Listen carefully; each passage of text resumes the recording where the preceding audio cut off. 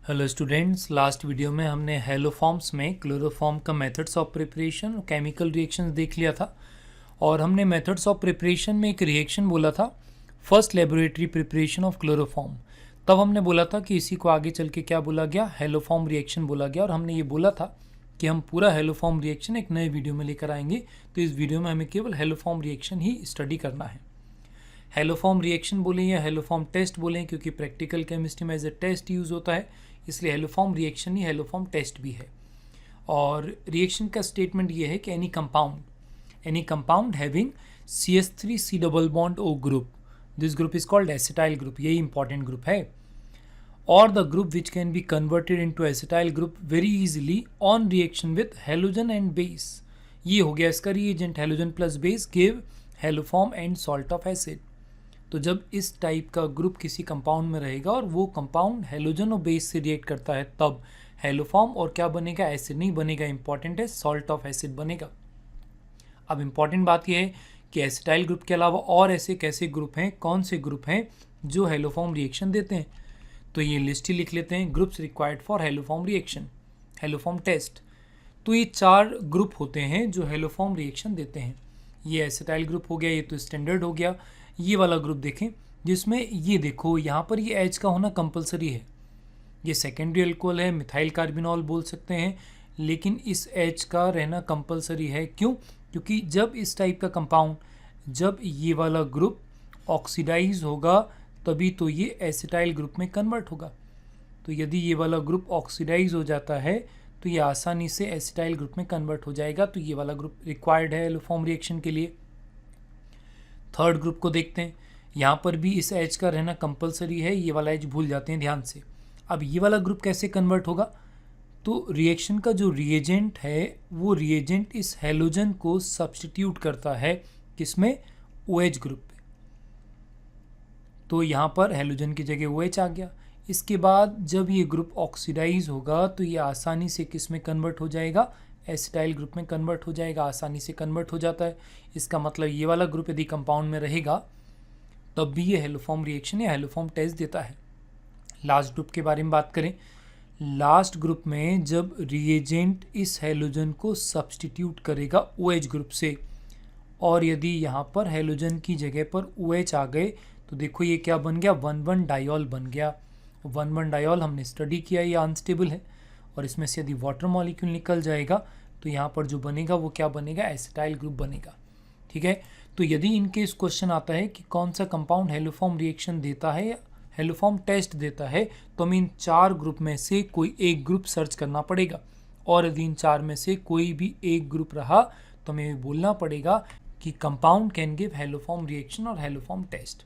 Clear है? तो ये 4 ग्रुप हमें याद रखने पड़ेंगे, तभी तो हम सर्च कर पाएंगे। अब यदि किसी कंपाउंड में ये वाले ग्रुप रहे तो वो हेलोफॉर्म रिएक्शन कैसे देगा, तो हमने स्टेटमेंट क्या बोला था, हमने स्टेटमेंट ये बोला था कि ऐसा कंपाउंड जो हेलोफॉर्म रिएक्शन देता है, मतलब वो 4 ग्रुप वाले कंपाउंड, यदि उनका रिएक्शन हम किससे करेंगे, हेलोजन प्लस बेस से करेंगे। तो रिएजेंट क्या है, हेलोजन प्लस बेस। तो हमें क्या करना पड़ेगा, हेलोफॉर्म बनाना पड़ेगा और सॉल्ट ऑफ एसिड बनाना पड़ेगा। तो प्रोडक्ट फॉर्मेशन का तरीका देख लेते हैं। यहाँ पर ध्यान से देखो, इन चारों कंपाउंड्स में एक कॉमन फीचर है कि जो भी ग्रुप है प्रेजेंट वो CH3 के एडजेसेंट पर है, मतलब कॉर्नर पे CH3 है। तो हमें क्या करना है, ये जो कॉर्नर वाला CH3 है इसको अलग करना है। और जब हम इस कॉर्नर वाले CH3 को अलग करेंगे तो क्या होगा, इस वाले पोर्शन में केवल एक कार्बन बचा है। तो जो हेलोजन मैंने यहाँ पर लिया है उस हेलोजन का मैं यहाँ पर हेलोफॉर्म बना दूंगा CHX3। और इस साइड जो रिमेनिंग कार्बन है, केवल कार्बन R और एक कार्बन है ये, हेलोजन का क्या हुआ, OH का क्या हुआ, वो हम मैकेनिज्म में देख लेंगे। लेकिन हमें क्या करना है, हमें रिमेनिंग कार्बन देख लेने कितने कार्बन है, और उस कार्बन में हमें ऑक्सीजन एक्स्ट्रा लगाकर क्या बनाना है, सॉल्ट ऑफ एसिड बनाना है। इस तरीके से प्रोडक्ट बनेगा। तो इस रिएक्शन का प्रोडक्ट मुझे क्या लिखना पड़ेगा, मुझे लिखना पड़ेगा CHX3, और साथ में जो बनेगा वो एसिड नहीं बनेगा। ये इंपॉर्टेंट है क्योंकि ऑब्जेक्टिव में एक ऑप्शन में एसिड दिया रहता है, एक में सॉल्ट ऑफ एसिड दिया रहता है, तो ये ध्यान रहे कि सॉल्ट ऑफ एसिड बनता है। तो इस तरीके से हम प्रोडक्ट फॉर्मेशन भी आसानी से कर सकते हैं। अब सबसे कॉमन ऑब्जेक्टिव पर यदि हम आते हैं, और सबसे कॉमन ऑब्जेक्टिव है ये कि विच of the following compound can give haloform reaction और हेलोफॉर्म टेस्ट। ठीक, तो हमें क्या करना पड़ेगा, हमें वो 4 जो स्टैंडर्ड ग्रुप्स हैं वो हमें याद रखने पड़ेंगे, और उन ग्रुप्स को याद करने के बाद हमें हर कंपाउंड में वो ग्रुप सर्च करना है। यदि वो ग्रुप प्रेजेंट रहेगा तो हेलोफॉर्म रिएक्शन होगा, यदि वो वाला ग्रुप नहीं रहेगा तो हेलोफॉर्म रिएक्शन नहीं होगा। तो ट्राई करते हैं क्वेश्चन। यदि हम फर्स्ट ऑप्शन में देखें तो फर्स्ट कंपाउंड इज फॉर्मेल्डिहाइड, और फॉर्मेल्डिहाइड में वाला ग्रुप नहीं है, इसका मतलब ये वाला कंपाउंड हेलोफॉर्म रिएक्शन नहीं देगा। CH3CHO में बात करें तो ये हेलोफॉर्म रिएक्शन देगा, क्यों? क्योंकि जब मैं इसका एक्सपेंडेड फॉर्म लिखूंगा तो CH3C डबल बॉन्ड हो और यहाँ पर मैं लिखूंगा H, ये देखो CH3CO ग्रुप प्रेजेंट है। ये वाला कंपाउंड हेलोफॉर्म रिएक्शन नहीं देगा, क्यों? CH3CO नहीं है, ठीक है ना। यहाँ CH3 के एडजेसेंट पे C डबल बॉन्ड होना ज़रूरी था। बेंजल्डिहाइड हेलोफॉर्म रिएक्शन नहीं देगा क्योंकि CH3CO ग्रुप नहीं है। यहाँ पर E जो है ये हेलोफॉर्म रिएक्शन नहीं देगा, क्यों? CH3CO ग्रुप नहीं है। दिस कंपाउंड इज एसीटोन, ये हेलोफॉर्म रिएक्शन देगा, क्यों? लेफ्ट से देखें या राइट से देखें तो यहाँ पर ये वाला ग्रुप है, इसलिए ये हेलोफॉर्म रिएक्शन आसानी से देगा। कंपाउंड G में बात करें तो ये हेलोफॉर्म रिएक्शन देगा, क्यों? क्योंकि यहाँ पर CH3CO ये वाला ग्रुप प्रेजेंट है। H में देखें तो ये हेलोफॉर्म रिएक्शन नहीं देगा, क्यों? क्योंकि इसमें CH3CO ग्रुप नहीं है। देखो, मना करने का एक ही रीज़न है कि रिक्वायर्ड ग्रुप नहीं है, इसलिए हेलोफॉर्म रिएक्शन नहीं देगा। I कंपाउंड जो है very important compound by name, this compound is acetophenone. ये नाम याद रखने ज़रूरी हैं, क्यों? क्योंकि कई बार होता ये है कि स्ट्रक्चर आ गया तो हम तुरंत पहचान जाएंगे, लेकिन ऑप्शन में यदि नाम लिखा हुआ है तो हम पहचान नहीं पाएंगे। तो acetophenone can give haloform reaction, क्यों? क्योंकि इसमें CH3CO ग्रुप है। दिस कंपाउंड इज बेंजोफिनोन, नाम याद रखना पड़ेगा, दिस कंपाउंड इज बेंजोफिनोन, और ये हेलोफॉर्म रिएक्शन नहीं देगा क्योंकि CH3CO ग्रुप नहीं है। अब एल्कोहल्स में बात आए तो फर्स्ट इज मिथेनॉल, ये हेलोफॉर्म रिएक्शन नहीं देगा, क्यों? क्योंकि इसमें CH3OH है डायरेक्ट, जबकि हमने क्या लिखा था रिक्वायर्ड ग्रुप में CH3CHOH होना ज़रूरी है, तब हेलोफॉर्म रिएक्शन होता है। Second is ethanol, ethyl alcohol, ये हेलोफॉर्म रिएक्शन देगा, क्योंकि जब मैं एक्सपेंडेड फॉर्म लिखूंगा और यदि मैं इसको ऐसा लिख देता हूँ तो ध्यान से देखो यहाँ पर ये वाला ग्रुप प्रेजेंट है, इसलिए हेलोफॉर्म रिएक्शन दिया। यहाँ पर this is isopropyl alcohol, isopropyl alcohol का एक्सपेंडेड फॉर्म लिख कर देख लेते हैं। जब मैं एक्सपेंडेड फॉर्म लिखूंगा तो ये ऐसा लिखने में आएगा, और ये देखो ये डिजायर्ड ग्रुप रिक्वायर्ड ग्रुप है, इसलिए हेलोफॉर्म रिएक्शन देगा। N नंबर पे जो लिखा है ये है टर्शियरी ब्यूटाइल अल्कोहल, और ये हेलोफॉर्म रिएक्शन नहीं देगा, क्यों? क्योंकि यहाँ पर एक H का होना कंपलसरी है, हमने बोला था ना उस H का होना कंपलसरी है, तभी हेलोफॉर्म रिएक्शन देगा। टर्शियरी अल्कोहल का ऑक्सीडेशन होगा नहीं तो ये कभी एसिटाइल ग्रुप में कन्वर्ट ही नहीं होगा। Next, benzyl alcohol can not give haloform reaction. P compound जो है ये हेलोफॉर्म रिएक्शन देगा, चाहे तो एक्सपेंडेड फॉर्म में लिख के देख सकते हैं। यहाँ पर यदि मैं एक्सपेंडेड फॉर्म लिखूँ तो ये ऐसा लिखने में आएगा, और राइट साइड से देखो ये डिजायर्ड ग्रुप है, इसलिए हेलोफॉर्म रिएक्शन देगा। CH3Cl हेलोफॉर्म रिएक्शन नहीं देगा क्योंकि इसमें एक ही कार्बन है। C2H5Cl ये वाला हेलोफॉर्म रिएक्शन देगा, क्यों? एक्सपेंडेड फॉर्म लिख कर देख लेते हैं एक बार, और ये देखो यहाँ पर ये डिजायर्ड ग्रुप है, आसानी से ये एसिटाइल ग्रुप में कन्वर्ट हो जाएगा। आइसोप्रोपाइल क्लोराइड हेलोफॉर्म रिएक्शन देगा, टर्शियरी नहीं देगा क्योंकि यहाँ पर H नहीं है। इंपॉर्टेंट डिफिकल्ट होते हैं इस टाइप के कंपाउंड। इस टाइप के कंपाउंड में एक्चुअली क्या है, स्ट्रक्चर तो गिवन नहीं है, तो हमें सबसे पहले कॉमन नेम से स्ट्रक्चर लिखना आना चाहिए। सेकेंडरी ब्यूटाइल अल्कोहल होता है ऐसा, जिसमें सेकेंडरी कार्बन पर OH ग्रुप प्रेजेंट होता है ऐसा, this is secondary butyl alcohol, और ये हेलोफॉर्म रिएक्शन देगा, क्यों? क्योंकि इसमें CH3CHOH ये डिजायर्ड ग्रुप प्रेजेंट है, ठीक है ना। लास्ट वाला देखें तो ये हेलोफॉर्म रिएक्शन देगा, और एक्सपेंडेड फॉर्म लिखें तो एक्सपेंडेड फॉर्म में यहाँ पर ये जेम डाइहाइड है और यहाँ पर लिखना पड़ेगा हमें H, तो हेलोफॉर्म रिएक्शन देगा। इस तरीके से हम किसी भी गिवन कंपाउंड में ये आसानी से पता लगा सकते हैं कि कंपाउंड हेलोफॉर्म रिएक्शन या हेलोफॉर्म टेस्ट देगा या नहीं देगा, और यही सबसे कॉमन ऑब्जेक्टिव भी है। क्लियर है? इस क्वेश्चन के बाद यदि हम प्रोडक्ट फॉर्मेशन वाले क्वेश्चंस और ट्राई करें तो नए टाइप के क्वेश्चन और ट्राई करके देख लेते हैं। प्रोडक्ट फॉर्मेशन के यदि क्वेश्चन आएंगे तो कैसे, जैसे क्वेश्चन नंबर 2 देखते हैं। अब रिएक्शन में इंपॉर्टेंट एक्चुअली ये पहचानना कि हमें रिएजेंट देखकर ये क्लिक करना चाहिए कि रिएक्शन इज हेलोफॉर्म रिएक्शन, तब हम प्रोडक्ट आसानी से बना पाएंगे। और प्रोडक्ट बनाने के लिए हमने क्या डिसाइड किया था, हमने डिसाइड किया था ये जो कॉर्नर वाला CH3 है इसको मुझे कट करके अलग करना है, और यहाँ पे जो हेलोजन गिवन है उसका मुझे यहाँ पर हेलोफॉर्म लिखना है, तो मैं क्या लिख दूंगा, यहाँ CHCl3 लिख दूंगा ऐसा। अब जो रिमेनिंग कार्बन है दूसरी साइड कितना रिमेनिंग है, 1 कार्बन। तो मुझे 1 कार्बन का एसिड नहीं लिखना है, मुझे सॉल्ट ऑफ एसिड लिखना पड़ेगा। और चूंकि यहाँ पर बेस NaOH यूज हुआ है इसलिए मुझे सोडियम सॉल्ट लिखना पड़ेगा और इस क्वेश्चन का आंसर हो जाएगा ये CaCl3 + HCONa। और किसी टाइप का क्वेश्चन देखें, क्वेश्चन नंबर 3 देखते हैं। सबसे पहले पहचानने का काम कि यहाँ पर I2 + NaOH दिया है, इसका मतलब हेलोफॉर्म रिएक्शन है और ये वाला कंपाउंड हेलोफॉर्म रिएक्शन देता है। तो मुझे क्या करना है, मुझे कॉर्नर वाला CH3 कट करके अलग करना है और यहाँ पर जो हेलोजन दिया है उसका मुझे हेलोफॉर्म लिखना है। तो यहाँ पर हेलोफॉर्म क्या बनेगा, CHI3। और देखो इस बात से कोई फ़र्क नहीं पड़ता कि लेफ्ट साइड में CH3 है कि राइट साइड में, वो किसी भी डायरेक्शन में हो सकता है, फ़र्क नहीं पड़ता। अब रिमेनिंग कार्बन यहाँ पर कितने, रिमेनिंग कार्बन है 3। तो मुझे 3 कार्बन का एसिड बनाना है यहाँ पर। तो यहाँ पर 3 कार्बन का जो एसिड बनेगा, एसिड की जगह मुझे क्या लिखना पड़ेगा, सॉल्ट लिखना पड़ेगा। तो आंसर हो जाएगा ऐसा। क्वेश्चन नंबर 4 में कॉर्नर वाला CH3 ये रहा, कॉर्नर वाला CH3 कट करके मुझे अलग करना है और यहाँ पर क्या बना लेना है, मुझे CHCl3 बना लेना है। और रिमेनिंग कार्बन कितने हैं, रिमेनिंग कार्बन विथ C6H5 इतना है। और उसका यदि मैं सॉल्ट लिखूंगा तो सॉल्ट लिख लूँगा इस तरीके से। तो यदि मुझे प्रोडक्ट फॉर्मेशन की प्रैक्टिस करनी है तो मेरे पास बहुत सारे क्वेश्चन नंबर 1 में कंपाउंड है जो हेलोफॉर्म रिएक्शन देते हैं। तो मैं क्या कर सकता हूँ, मैं उन सारे कंपाउंड को एक रफ पेज पे लिखकर और प्रोडक्ट फॉर्मेशन की प्रैक्टिस कर सकता हूँ। क्लियर है।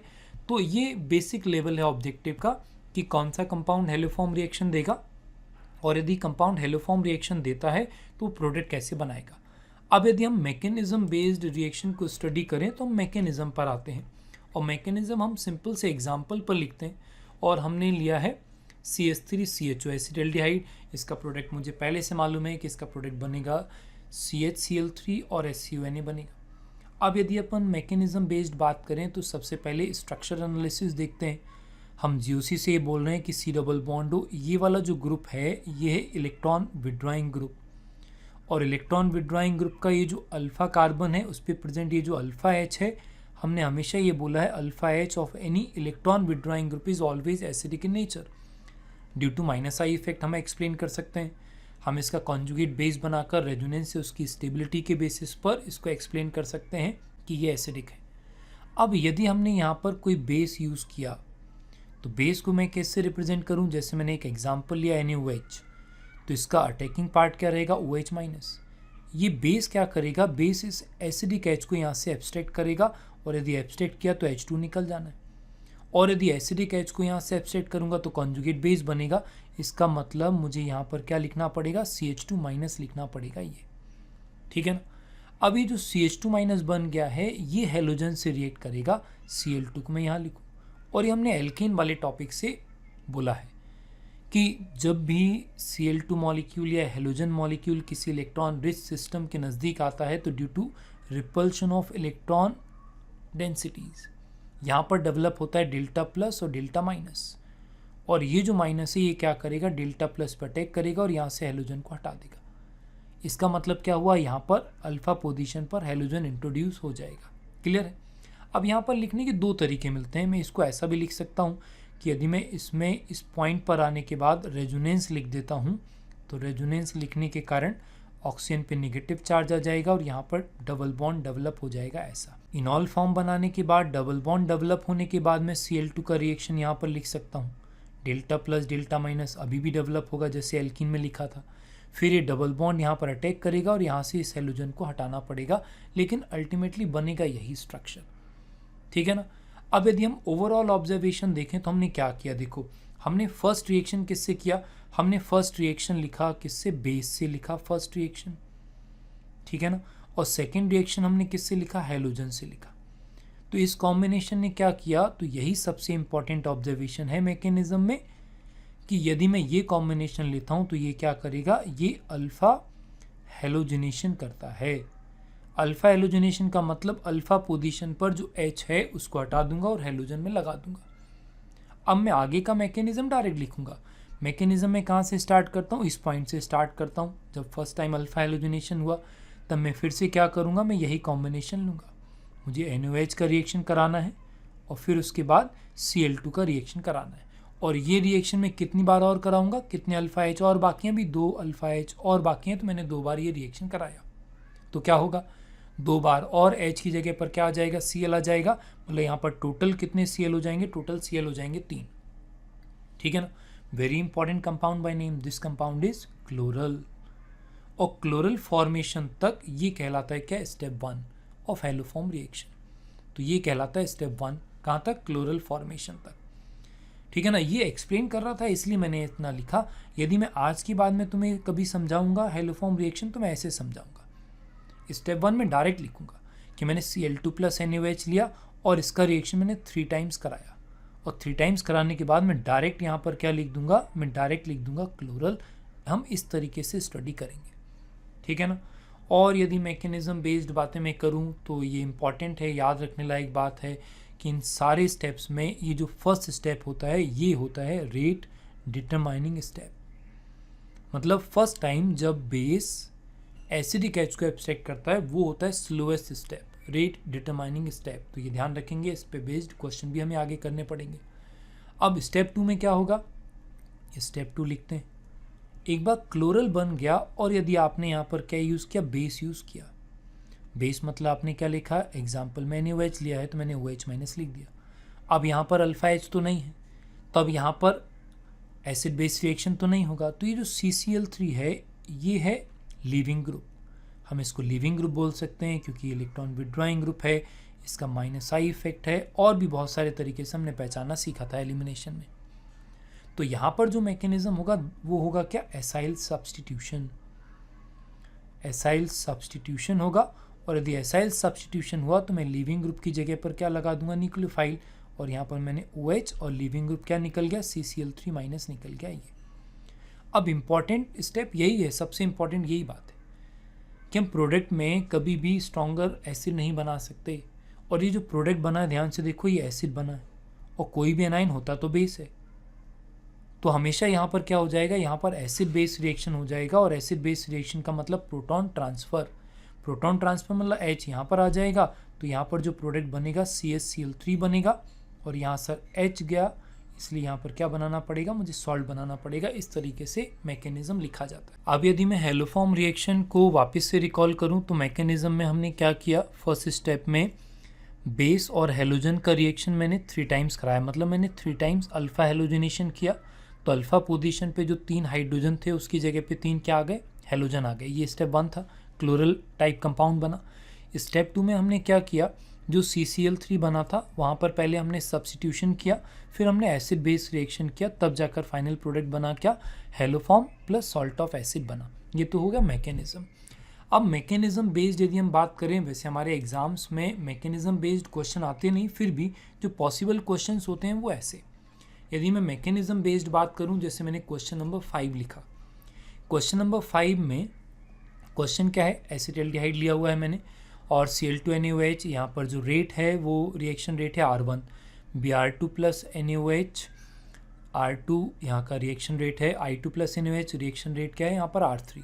हेलोजन डिफरेंट है, और ये जो रिएक्शन रेट्स हैं इनका मुझे ऑर्डर पता करना है कि रेट्स का ऑर्डर क्या होगा। ठीक, तो यहाँ पर इंपॉर्टेंट बात है R1, R2 और R3 तीनों बराबर रहेंगे। क्यों, क्योंकि यहाँ पर मैकेनिज्म रिकॉल करो, क्योंकि हेलोजन, मैं लिख देता हूँ, हेलोजन इज एब्सेंट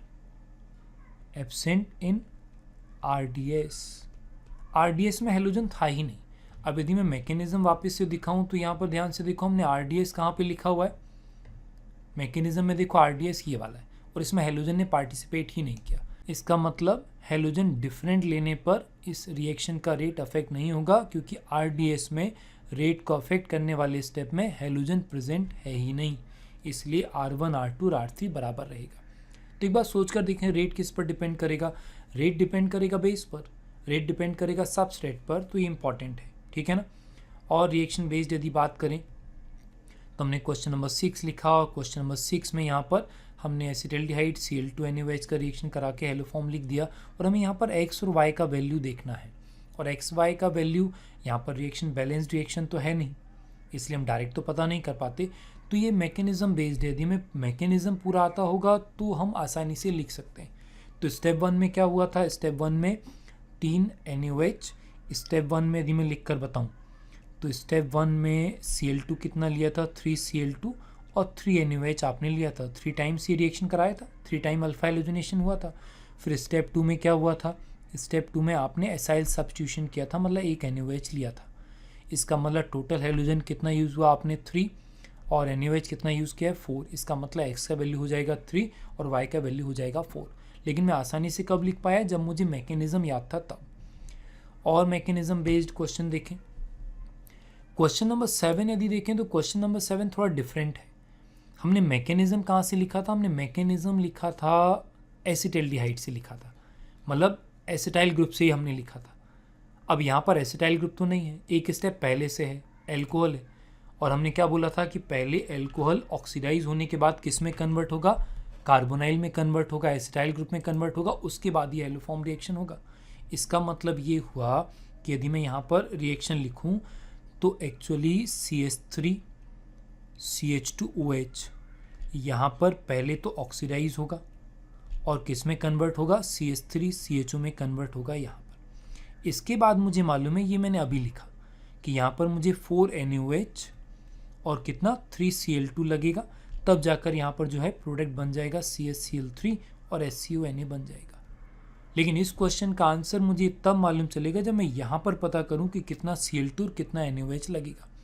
अभी हम इनऑर्गेनिक केमिस्ट्री में भी पढ़ते हैं, तो यहाँ पर यदि मैं लिखूँ तो Cl2 और 2 NaOH जब मैं रिएक्शन लिखता हूँ तब यहाँ पर जो बनेगा NaCl बनेगा, यहाँ पर बनेगा NaOCl बनेगा, और साथ में जो बनेगा वो बनेगा H2। अब यहाँ पर ये जो NaOCl बना है ना, यही तो है ऑक्सीडाइजिंग एजेंट, ये है ऑक्सीडाइजिंग एजेंट। इनऑर्गेनिक में तो इसका मैकेनिज्म भी लिखना पड़ता है हमें, और ये ऑक्सीडाइजिंग एजेंट है, तब यहाँ पर ऑक्सीडेशन होगा। इसका मतलब ऑक्सीडेशन में कितना, यहाँ पर 1 Cl2 लगा और कितना NaOH लगा, 2 NaOH लग गया। तो यदि मैं टोटल देखूँ तो टोटल कितना लग गया, यहाँ पर 4 तो Cl2 लग जाएगा और टोटल NaOH कितना लगेगा, 6 NaOH लगेगा। तो ये इंपॉर्टेंट है, ध्यान रखना पड़ेगा। हालांकि थोड़ा डिफिकल्ट है, इस लेवल पे शायद ऑब्जेक्टिव क्वेश्चन ना जाए, लेकिन फिर भी क्वेश्चन तो पॉसिबल था, इसलिए एक बार ट्राई करके बताना था। नेक्स्ट इंपॉर्टेंट क्वेश्चन पे चलते हैं। नंबर 8 में हमने एक साइक्लोहेक्सेनोन लिखा हुआ है, कंपाउंड लिखा हुआ है, और इसका रिएक्शन यदि मैंने लिखा यहाँ पर Cl2 लिया और यहाँ पर मैंने लिया बेस NaOH लिया, और 1 टाइम रिएक्शन है, यहाँ पर मैंने बेस लिया। तो हमने डिसाइड किया था कि Cl2 NaOH ये लेने पे क्या होता है, अल्फा हेलोजनेशन होता है, और अल्फा ये है और अल्फा ये है। किसी भी एक अल्फा पोजीशन पे मैं क्या करूँगा, मैं यहाँ पर Cl लगा दूंगा, ये आंसर हो जाएगा। ये हेलोफॉर्म रिएक्शन नहीं है, उसी रिएजेंट का एप्लीकेशन मैं बता रहा हूँ।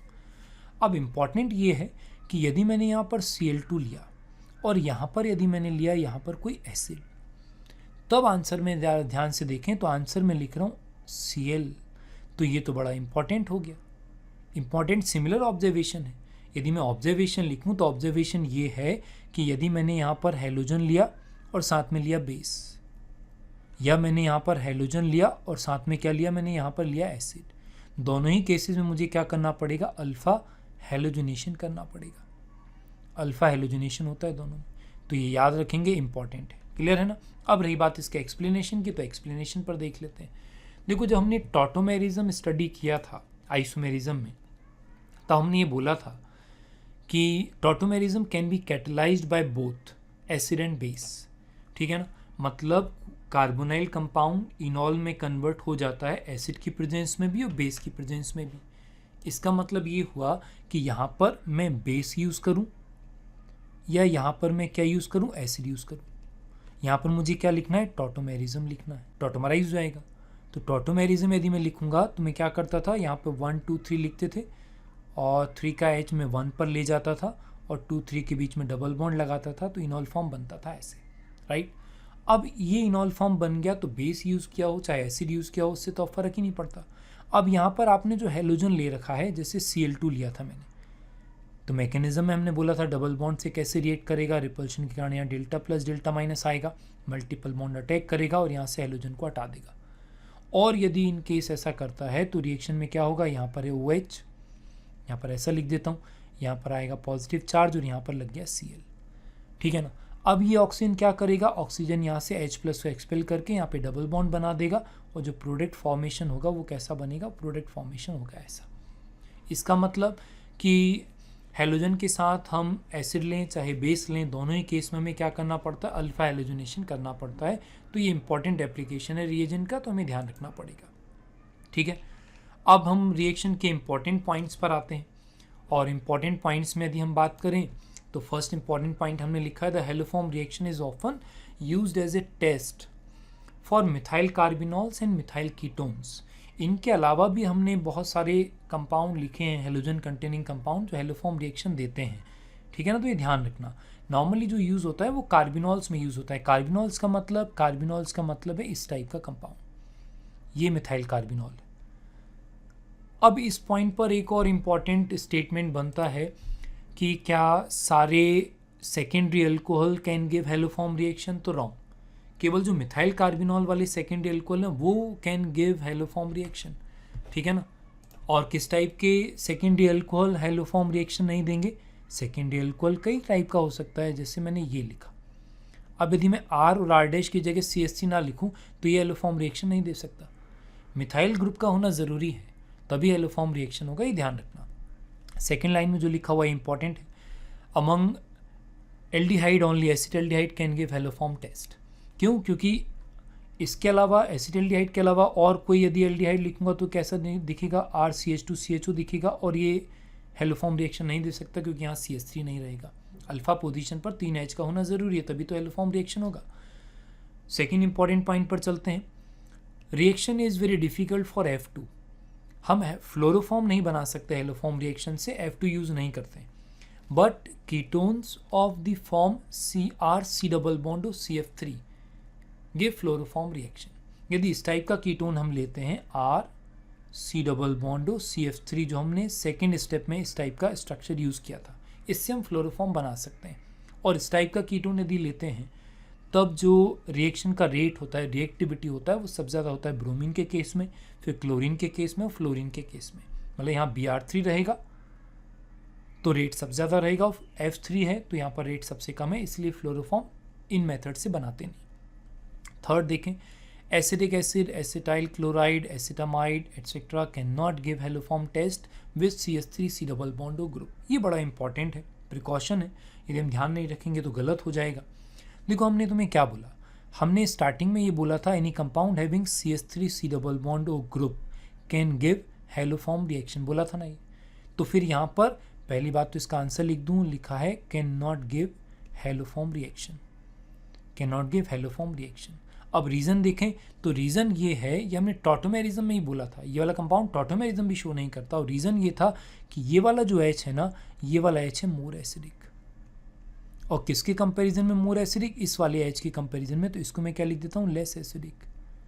और रीज़न क्या है, हम कॉन्जुगेट बेस बनाकर आसानी से देख सकते हैं। यदि मैं कॉन्जुगेट बेस बनाऊंगा तो यहाँ ऑक्सीजन पे नेगेटिव आएगा, that is more stable then negative charge at carbon, इसलिए ये वाला H है। तब ये वाला कंपाउंड किसी भी बेस से रिएक्ट करेगा तो base always abstracts more acidic H, मतलब CH3 वाले H को एब्स्ट्रैक्ट करेगा ही नहीं करे। और यदि CH3 वाले H को एब्स्ट्रैक्ट करेगा ही नहीं तो इसका मतलब हैलोफॉर्म रिएक्शन कभी हो भी नहीं सकता। क्यों? क्योंकि बेस तो हमेशा इस OH वाले H को एब्स्ट्रैक्ट करेगा ना। सिमिलर प्रॉब्लम किस में, सिमिलर प्रॉब्लम एसिटामाइड में भी है। एसिटामाइड में भी देखें तो CH3CONH2 है और ये वाला H with similar reason more acidic, और ये वाला H जो है अल्फा कार्बन वाला H, ये है लेस एसिडिक, इसलिए हैलोफॉर्म रिएक्शन नहीं देते। क्लियर है? अब यदि मैं बात करूं एसिटाइल क्लोराइड हैलोफॉर्म रिएक्शन क्यों नहीं देगा, तो एक बार एसिटाइल क्लोराइड का स्ट्रक्चर लिखकर देखते हैं, CH3COCl। पहली ज़रूरी बात, जब भी हम यहाँ पर कोई बेस यूज़ करते हैं तो यहाँ पर दो पॉसिबिलिटीज़ हैं। पहली पॉसिबिलिटी है कि यहाँ पर एसाइल सब्स्टिट्यूशन हो जाए, और एसाइल सब्स्टिट्यूशन हो गया तो एसिड बन जाएगा, और एसिड बन गया तो यहाँ पर हैलोफॉर्म रिएक्शन वैसे ही नहीं होना। सेकेंड पॉसिबिलिटी यदि हम देखें कि ये वाला H एसिडिक तो है, EWG का अल्फा H एसिडिक होता है। अब यदि बेस ने इस वाले एसिडिक H को यहाँ से एब्स्ट्रैक्ट कर लिया तो यहाँ पर बनेगा CH2- बनेगा। अब CH2- बनने के बाद यहाँ पर यदि मैं रेजोनेंस लिखता हूँ तो यहाँ पर जो बनेगा CH2 डबल बॉन्ड CO- बनेगा, ऐसा बनेगा। क्यों? क्योंकि जब मैं रेजोनेंस लिखूंगा तो रेजोनेंस लिखने में कैसा आएगा, ऐसा। अब यहाँ का इंपॉर्टेंट ऑब्जर्वेशन ये है कि due to presence of this electronegative atom इस कार्बन पर है डेल्टा प्लस, तो ये O- क्या करेगा, इलेक्ट्रॉन वापस ट्रांसफ़र करेगा और Cl को यहाँ से एक्सपेल कर देगा। और यदि ऐसा हुआ तो जो कंपाउंड है वो बिल्कुल डिफरेंट हो जाएगा, क्योंकि जो कंपाउंड बना दैट इज़ कीटीन। इस रीज़न से एसिड और acid derivative CH3 C double बॉन्डो group होने के बाद भी हेलोफॉर्म रिएक्शन नहीं देते हैं, हमें ध्यान रखना पड़ेगा। यदि हमें याद नहीं रखा तो ये आंसर गलत हो जाएगा तुरंत। नेक्स्ट इंपॉर्टेंट पॉइंट पर चलते हैं। प्रिकॉशन के अंदर प्रिकॉशन है ये, क्योंकि हमने अभी अभी बोला है कि carboxylic acid can not give haloform reaction बोला था हमने, लेकिन देखो नंबर 4 इंपॉर्टेंट पॉइंट में क्या लिखा हुआ है। हमने एक एसिड लिखा है जो हेलोफॉर्म रिएक्शन देता है। क्या लिखा हुआ है, beta keto acids and alpha keto propanoic acid can give haloform reaction on heating because they can be decarboxylated very easily on heating. अब यह बीटा कीटो एसिड कैसा होता है, बीटा कीटो एसिड है ये भाई, ये हो गया अल्फा पोजीशन और ये बीटा पोजीशन पे कीटोनिक ग्रुप है। हम ये बोल रहे हैं कि जैसे हम इस कंपाउंड को हीट करते हैं ना, यहाँ से ये CO2 निकल जाता है, CO2 निकल जाएगा, और यदि CO2 निकल गया ना तो ये कंपाउंड कन्वर्ट हो जाएगा RC डबल बॉन्ड CH3 में, और ये वाला compound can give haloform reaction. तो ये ध्यान रखना पड़ेगा कि बीटा कीटो एसिड यदि है तो वो हेलोफॉर्म रिएक्शन देता है, ठीक है ना। फिर सेकंड कंपाउंड क्या लिखा हुआ है, alpha keto propanoic acid, this is alpha position, alpha keto propanoic acid, very important compound by name, this compound is pyruvic acid. ये ध्यान रखना, पायरुविक एसिड भी थोड़ा भी हीट करेंगे तो डिकार्बोक्सिलेशन हो जाता है, और डिकार्बोक्सिलेशन हो गया तो ये जो कंपाउंड बनेगा वो बनेगा CH3CHO, और ये हेलोफॉर्म रिएक्शन देता है। तो बीटा कीटो एसिड तो पूरा एक कैटेगरी हो गया, जबकि पायरुविक एसिड एक अकेला कंपाउंड हुआ। अब इससे रिलेटेड थोड़े और बेसिक क्वेश्चंस में बात करें, जैसे मैंने क्वेश्चन नंबर 9 लिखा, जो तो following compound can give haloform test. तो CH3CO ग्रुप हमने बोला कि CH3CO ग्रुप सर्च करना, और CH3CO ग्रुप यदि रहेगा तो हेलोफॉर्म रिएक्शन देगा। तो यहाँ पर A हेलोफॉर्म रिएक्शन देगा, पहला चॉइस तो तुम्हारा यही रहेगा, ठीक है ना। लेकिन ध्यान से देखो, यहाँ पर B, C और D ये जो हैं ये मैकेनिज्म के स्टेप्स ही तो हैं, इसलिए इसका जो आंसर रहेगा वो आंसर क्या रहेगा, आंसर रहेगा E। क्यों, क्योंकि जब एसिटिल्डिहाइड लिया फर्स्ट टाइम अल्फा हेलोजनेशन हुआ तो B बनेगा, B से यदि मैं आगे रिएजेंट यूज़ करूँगा तो ये C बनेगा, C से क्या बनेगा, D बनेगा, और D के बाद क्या बनेगा, हेलोफॉर्म बनेगा। इसका मतलब ये चारों कंपाउंड, ऐसा ना हो कि इन ऑप्शंस में आप CH3CO ग्रुप ढूंढते रह जाओ और इसमें दिखेगा नहीं, आप मना कर दो। तो ये वाले कंपाउंड भी हेलोफॉर्म रिएक्शन देते हैं, सिली मिस्टेक हो सकता है, ध्यान रखेंगे। नंबर 10 में बात करते हैं। हमने जब इंपॉर्टेंट पॉइंट बोला कि acid and acid derivatives can not give haloform test with CH3CO group, तो इस क्वेश्चन को देखो, which of the following compound can give haloform test, और इसमें चारों के चारों एसिड डेरिवेटिव, तो फिर आंसर कैसे बनेगा। तो यहाँ पर ये ध्यान रखना कि यहाँ पर आंसर बनेगा ईस्टर, ठीक है ना। और ईस्टर भी कब, जब यहाँ पर इथाइल ग्रुप रहेगा तब। क्यों, क्योंकि जब मैं इसका हाइड्रोलाइसिस लिखूंगा ना, यहाँ पर मैं क्या लिख रहा हूँ, हाइड्रोलाइसिस, और ईस्टर का हाइड्रोलाइसिस एसिड और एल्कोहल बनाता है। अब यदि मैं डायरेक्ट एसिड और एल्कोहल ही बना दूं, वैसे तो सॉल्ट ऑफ एसिड और एल्कोहल बनेगा, लेकिन मान लिया कि मैंने एसिडिक हाइड्रोलाइसिस किया और यहाँ पर एसिड और एल्कोहल बना, ये वाला compound can not give haloform reaction, लेकिन C2H5OH can give haloform reaction, can give haloform test. तो ये ध्यान रखना पड़ेगा, यदि एसिड डेरिवेटिव आ जाते हैं तो Easter can give haloform reaction after hydrolysis, ठीक है ना। तो ये क्वेश्चन में नहीं पूछा था कि कितने प्रोसेस के बाद देगा, लेकिन ये compound can give haloform reaction, और जो रिएजेंट लिया वो एक्स्ट्रा रिएजेंट नहीं लिया है, तो इम्पॉर्टेंट है, ठीक है ना, ध्यान रखना ये बात। तो ये है हेलोफॉर्म रिएक्शन, बड़ा इंपॉर्टेंट है, प्रैक्टिकल केमिस्ट्री में यूज़ भी बहुत ज़्यादा होता है, और प्रैक्टिकल केमिस्ट्री में नॉर्मली हेलोफॉर्म रिएक्शन ना बोल के आयोडोफॉर्म टेस्ट के नाम से बोलते हैं। तो ये ध्यान रखना, हेलोफॉर्म वेरी इंपॉर्टेंट, एक बार शॉर्ट नोट्स बना लें इसके लिए। और हमारे लेवल पे केवल क्वेश्चन नंबर 1 और क्वेश्चन नंबर 2, 3, 4 तक स्टडी करना इंपॉर्टेंट है। मैकेनिज्म बेस्ड क्वेश्चन बहुत सारे हमने कभी एग्जाम्स में आए हुए देखे नहीं, ठीक है ना। Thank you.